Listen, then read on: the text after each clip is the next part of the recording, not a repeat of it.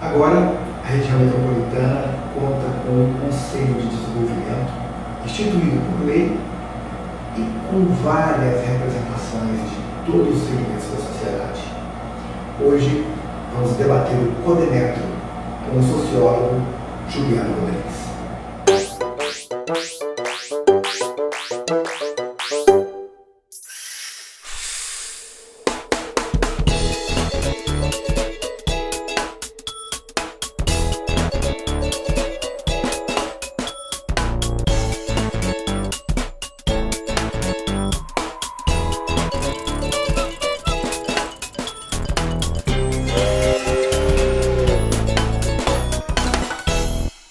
O fato de você reunir numa mesma mesa pessoas que estão em diferentes circunstâncias, não só econômicas como geográficas, tão próximas, né? Apesar de a situação da geografia ser diferente, ela está muito próxima do ponto de vista do deslocamento. Isso pode fazer com que essa mesma região e cada município desse, compondo, que faz parte desse conselho, se desenvolva na sua potencialidade. Então, quando você abre o espaço para que um prefeito de uma cidade muito pequena venha conversar com o prefeito de uma cidade muito grande, ele exponha seus problemas e ele diga, olha, o que eu posso oferecer, todos os lados da organização vão melhorar, vão promover mais qualidade para essas pessoas. É praticamente uma gestão compartilhada de conflitos e de todas as demandas ali no que tange a recursos hídricos, a gerenciamento de resíduos, saneamento básico e desenvolvimento urbanístico, bem como educação e saúde. Então é de suma importância que nós possamos discutir os interesses de forma colegiada e buscar soluções compartilhadas para que todos os municípios possam se desenvolver de forma sustentável, sem que nenhum município possa impedir o crescimento do município vizinho, para que todos os municípios cresçam de forma ordenada, de forma respeitosa, sem conflito fiscal, sem conflito de mobilidade, para que todos se unam para solucionar os problemas, minimizando, né, os problemas do dia a dia da população, trazendo mais benefícios para toda a população, para toda a comunidade que vive na região metropolitana. Nós não podemos pensar simplesmente Bela Vista de Goiás como uma cidade isolada. Nós fazemos parte de um conjunto muito importante, decisivo no estado de Goiás e no nosso país, que é a região metropolitana. E quando eu trato de região metropolitana, eu não tenho simplesmente como foco a nossa capital Goiânia, mas cidades decisivas como Senador Canedo e Aparecida de Goiânia, que também fazem divisa com o município de Bela Vista. Então, acredito que é muito importante esse trabalho em conjunto para o nosso estado crescer de maneira mais harmônica e visando o bem comum de todos os cidadãos goianos. A questão da mobilidade, a questão da segurança, ela tem que ser integrada. Da saúde, ela tem que ser integrada. Então, nós demos um grande passo. Agora, é começar, de fato, ter o pragmatismo dos trabalhos para que essa região metropolitana seja, de fato, um local que ofereça para a sua população oportunidade no sentido de gerar riqueza para toda a população, uma distribuição boa dessas riquezas em todos os municípios, né? Criando emprego, criando renda, desburocratizando. É isso que a iniciativa privada, que o capital do mundo inteiro, que hoje essa questão empresarial é globalizada, precisa para que dê um salto de desenvolvimento, né? É uma situação onde todos os municípios, em vez de disputarem espaço, passam a integrar isso de uma forma inteiramente contínua. Deixaremos aqui para os próximos anos um planejamento melhor para que os nossos filhos, nossos netos, as populações vindouras tenham uma cidade melhor, tenham suas cidades melhor, as cidades que compõem a região metropolitana, por sua vez, blindando a nossa capital, que é a nossa cidade de maior importância, para que os problemas sejam pelo menos minimizados nos próximos anos. Nossa dica de leitura de hoje são as diretrizes para a região metropolitana de Goiânia. Vale a pena conferir!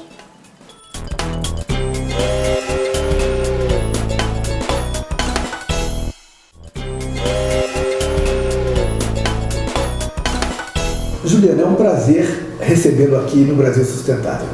Igualmente, Paulo. Eu que agradeço o convite e vamos aqui falar um pouco sobre a região metropolitana de Goiânia, né, no programa Brasil Sustentável. E por falar nisso, o que é o Codemetro, como ele foi estruturado e como ele funcionará? O Codemetro, ele é um conselho, né, o nome dele é Conselho de Desenvolvimento da Região Metropolitana de Goiânia. É um conselho de caráter consultivo e deliberativo e que reúne todos os prefeitos dos municípios da região metropolitana, a sociedade civil e o Estado de Goiás para coordenar a gestão da nossa metrópole. A mesma lei que instituiu o Conselho, instituiu também uma figura, uma espécie de um órgão metropolitano. Ele é o quê? É uma secretaria que cuidará do planejamento metropolitano? É um instituto com um caráter especificamente dirigido ao planejamento metropolitano? Que figura é essa? Olha, Paulo, nós temos uma previsão, né, no Estatuto da Metrópole, que é a lei federal que rege as regiões metropolitanas, que preconiza a necessidade da criação de um órgão que vá agregar a gestão dos serviços de interesse comum para as regiões metropolitanas. No estado de Goiás, a Lei Complementar número 139, né, aprovada esse ano, em 2018, ela não cria ainda a figura deste órgão. Ela cria apenas o Codemetro, que é o conselho, como eu expliquei, que vai decidir sobre as questões metropolitanas. Mas ela cria câmaras técnicas? Isso, ele cria câmaras técnicas temáticas, né, que vão debater os temas principais da metrópole, principalmente aqueles que ficaram definidos como funções públicas de interesse comum. E aquela ideia de um fundo metropolitano, sim, com recursos? Os municípios, Juliano, estão falidos, estão quebrados, e me parece que vocês previram uma possibilidade da constituição de um fundo metropolitano para promover um desenvolvimento sustentável na região metropolitana. Sim, Paulo. Essa lei que eu me referia, a Lei Complementar 139, ela cria também o Fundo de Desenvolvimento da Região Metropolitana de Goiânia. Há lá uma previsão de que esse fundo será estruturado pelo Codemetro. Ou seja, os municípios e os entes participantes, eles vão aportar recursos nesse fundo para que ele seja o grande financiador da gestão e do planejamento da região metropolitana de Goiânia. Você que acompanhou esse debate desde a primeira oficina até a última, na sua opinião, quais os principais problemas da região metropolitana? Paulo, nós ainda não temos essa cultura de gestão compartilhada entre os entes federativos. Então, o primeiro problema é político. Esse é o primeiro problema, é um problema de natureza política, da política na sua essência, não a política partidária, né? Nós tivemos até gestores que fazem parte do mesmo grupo político do governo e não entraram no nosso projeto de cabeça, inclusive se manifestaram às vezes até contrários às nossas propostas de gestão compartilhada. Por esse temor de perder a autonomia. Isso. A grande questão, né, que é um problema também decorrente dessa nossa falta de cultura da gestão compartilhada, é o medo de perder a autonomia administrativa dos municípios, né, que foi consagrada na Constituição de 88, mas ela foi apenas hoje ela é apenas uma figura simbólica, porque os municípios de fato não têm a sua autonomia muito bem definida, até por conta de exatamente falta de recursos para gerir todos aqueles serviços que a eles foram atribuídos com a Constituição. Eu pergunto e insisto, mais problemas, mais entraves que você pôde apreciar no debate ao longo das oficinas? Eu vou voltar num ponto que ele é fundamental, que é referente à autonomia, mas que tem um ponto muito delicado, que é quando nós falamos sobre a gestão do solo nos municípios. Isso, o uso e ocupação do solo, né?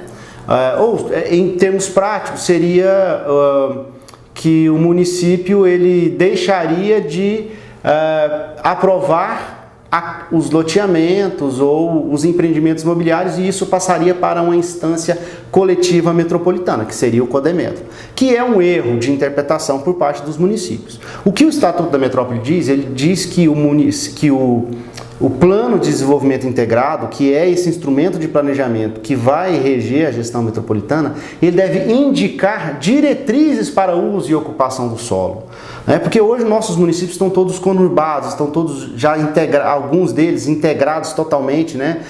Se você for passar por essas regiões, você não consegue nem identificar onde estão as fronteiras, os limites entre esses municípios. É preciso definir um planejamento para essas áreas, né? Digamos que o município, por exemplo, necessite implantar um aterro sanitário, que está dentro da área delimitada do seu município. Mas aquele outro município está ali tem uma área ali muito próxima, que é uma área em que há a captação de água para um manancial de abastecimento público. Por falar nisso, Juliano, no ano passado faltou água em mais de 200 bairros de Goiânia e também dos municípios limítrofes da região metropolitana. Esse é um problema? Sim. Olha, Paulo, a questão da água, embora ela já há uma previsão de governança para a água através dos comitês de bacias hidrográficas, ainda é uma questão uma questão muito mal resolvida do ponto de vista de como fazer para preservar mananciais que abastecem uma cidade, mas que estão em outro município. Que legado que fica desse esforço da CECIMA, do governo, com relação à região metropolitana? Olha, Paulo, o nosso projeto foi um projeto muito amplo, né? Ele se iniciou há mais de 2 anos, né? E ele, além dos estudos que foram feitos para subsidiar o Plano de Desenvolvimento Integrado da região metropolitana, nós também visitamos todos os municípios, ouvimos as pessoas nesses municípios, né? Tentamos compreender como é o pensar metropolitano de cada uma dessas cidades, de cada uma das populações dessas cidades. Ao agradecê-lo, Juliano Rodrigues, que é gestor público, que é doutorando, que é sociólogo e um pesquisador, é fundamental criar uma cultura metropolitana, um cidadão metropolitano. E para isso, exigirá uma conversa, como dizia o arquiteto urbanista Marcelo Safadi, exigirá uma combinação entre os prefeitos, entre os presidentes de câmara, entre o governo estadual e entre o governo federal, que possibilita esse debate com com o novo Estatuto da Metrópole, que foi a base da elaboração desse debate aqui na região metropolitana. Até.